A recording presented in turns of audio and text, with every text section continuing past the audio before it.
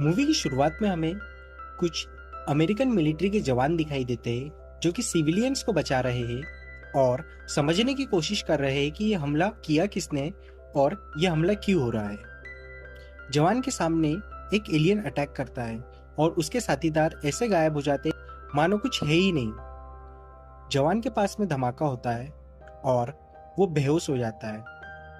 यहीं scene cut होता है और हमें जवान बताया जाता है जिसे होश आ गया है।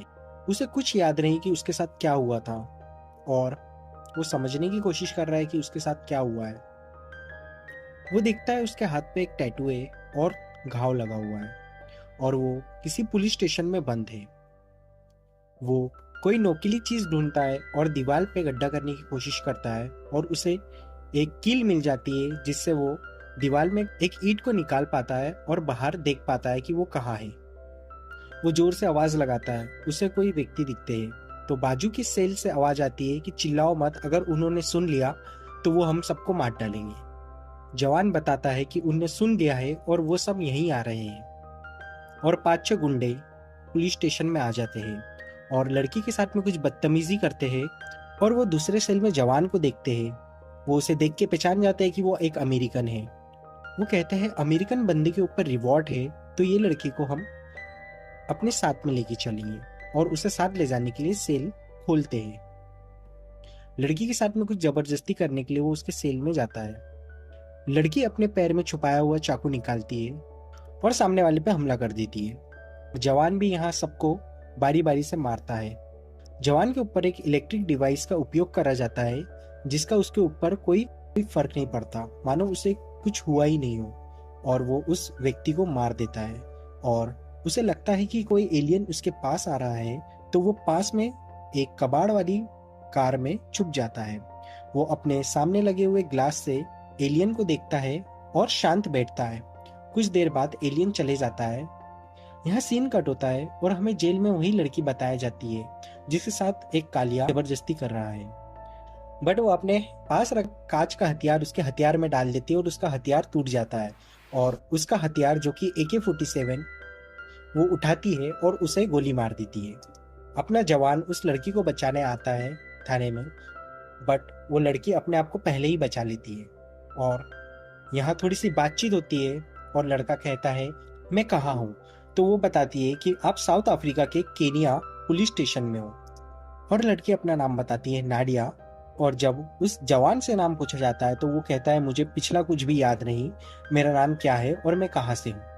तो लड़की उसके टी शर्ट पे एक बो का स्टिकर देखती है और उसे कहती है कि अब से मैं तुम्हें बो बुलाऊंगा। यहाँ जवान जो कि हीरो है अपना, उसका नाम बो है और हीरोइन का नाम है नाडिया। बो कहता है कि हमें एक US मिलिट्री आर्मी के हेडक्वार्टर जाना पड़ेगा, जो कि वही एक जगह है जो कि अभी तक के सुरक्षित होंगी।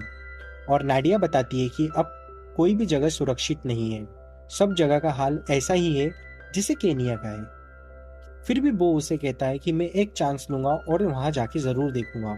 तो वो दोनों एक कार को रिपेयर करते हैं और जरूरी सामान जमा करके US मिलिट्री आर्मी बेस के पास में जाने के लिए निकल जाते हैं। वो कुछ ही किलोमीटर आगे जाते हैं, केनिया के मिलिट्री आर्मी के जवान उन्हें पकड़ लेते हैं। उनसे कहते हैं कि तुम कौन हो।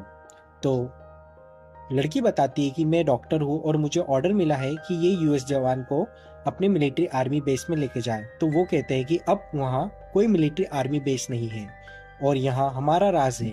और केनिया के जवान उन्हें धमकी देने लगते हैं कि जो भी जरूरी सामान है तुम हमें दे दो और हम तुम्हें जिंदा छोड़ देंगे।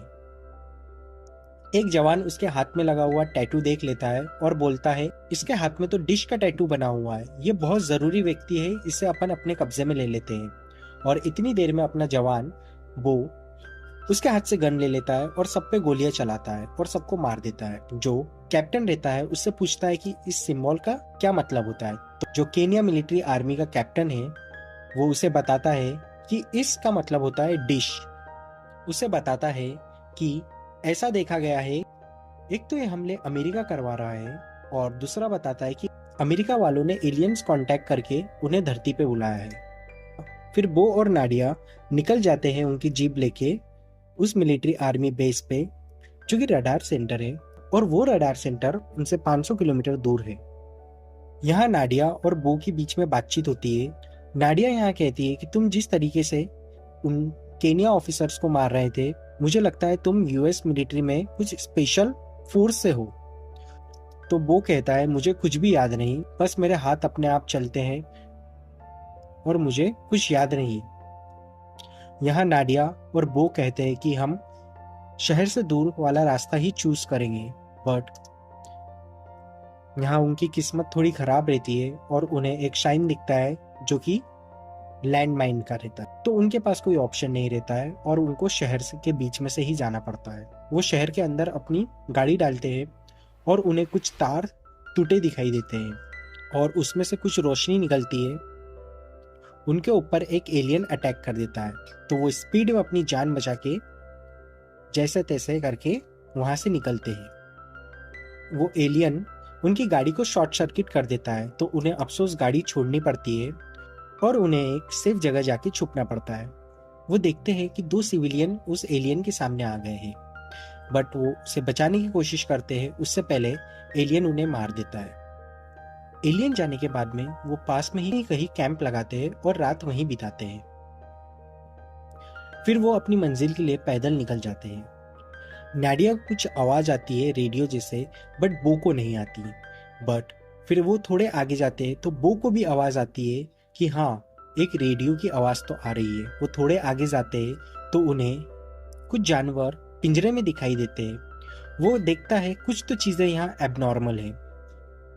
इतनी ही देर में केनिया के जो हंटर्स है वो निकल जाते हैं और उनके ऊपर गन पॉइंट करते हैं।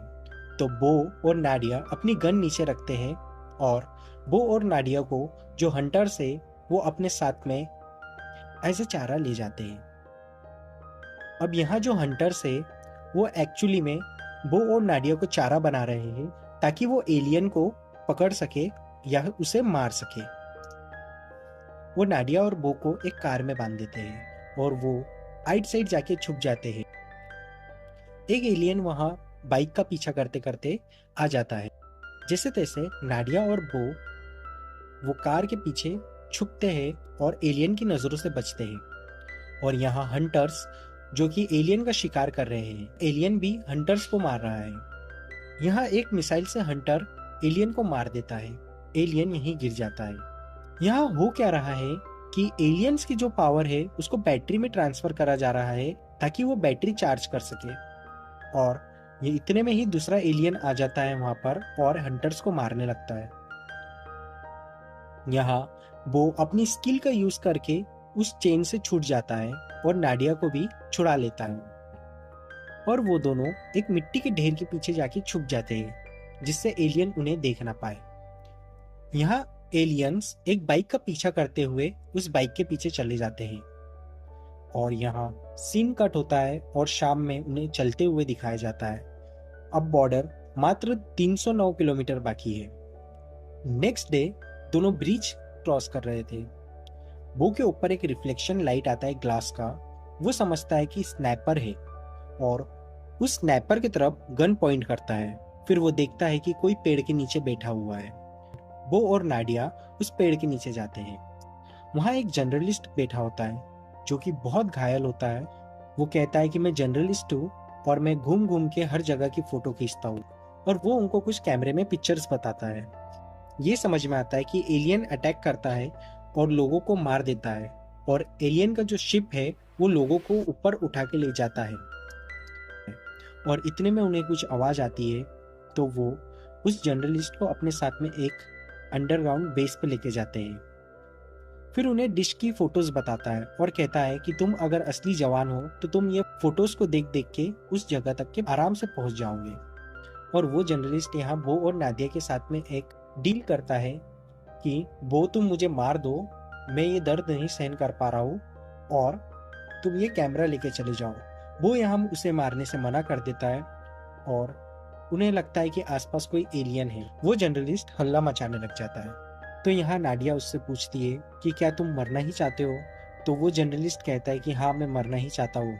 और नाडिया उसका गला धीरे से दबाती है और उसे मार देती है और वो दोनों कैमरा लेके यहाँ से चले जाते हैं। अब उनके पास में जो कैमरा है वो तस्वीरों की मदद से उस जगह जाने की कोशिश करते हैं जहाँ वो डिश है। बो को यहाँ बीच बीच में अपने पास्ट की कुछ यादें दिखाई देती है जो कि बहुत धुंधली होती है और वो उसे याद नहीं कर पाता है।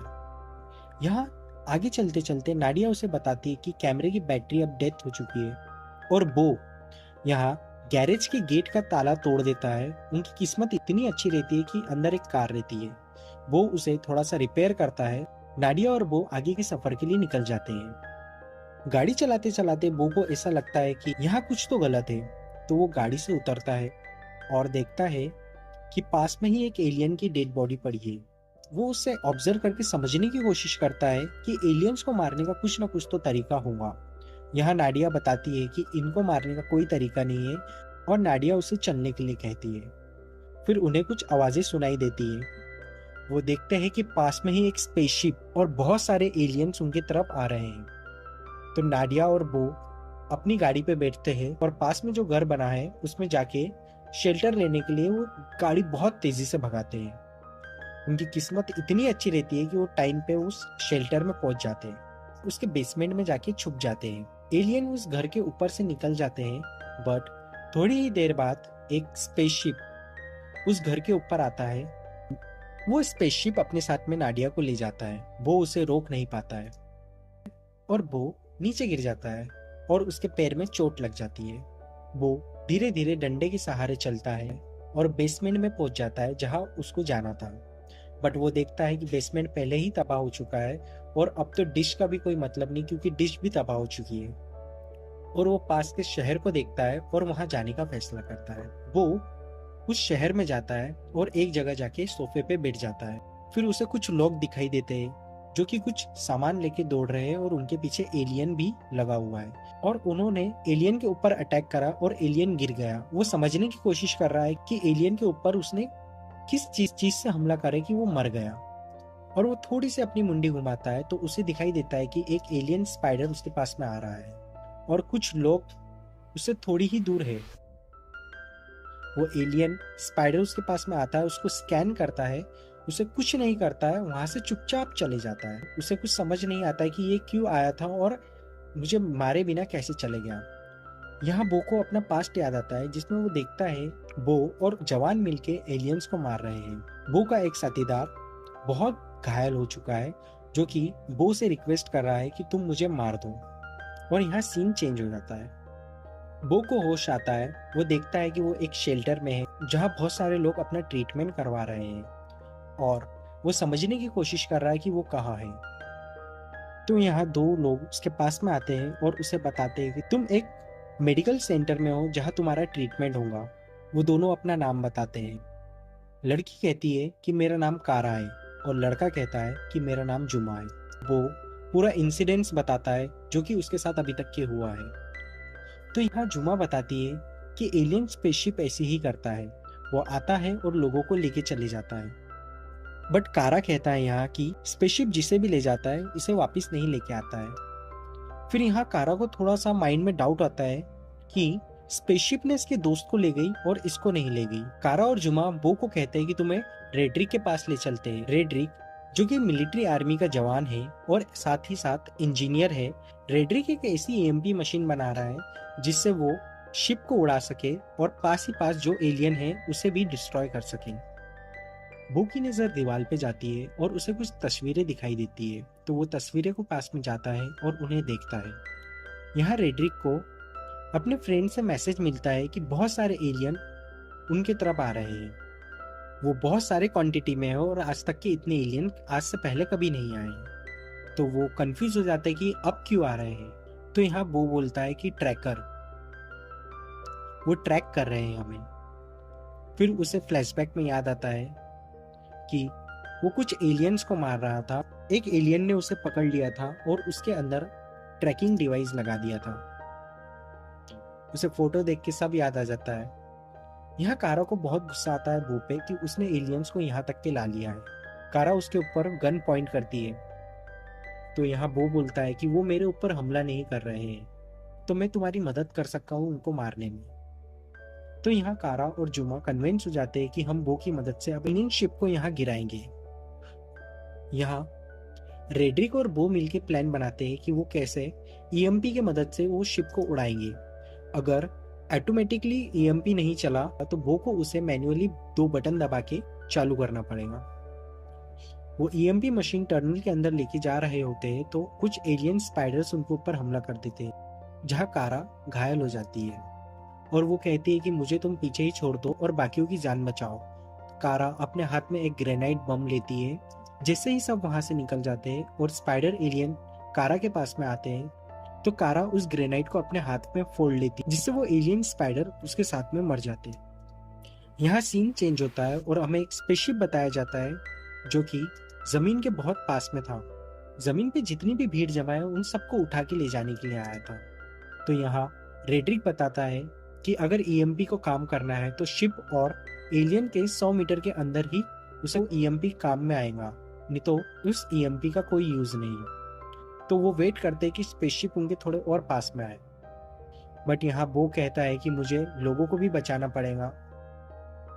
तो वो जाता है वहां, वो उस एलियन के सामने जाता है और एक ग्रेनाइट फेंक देता है।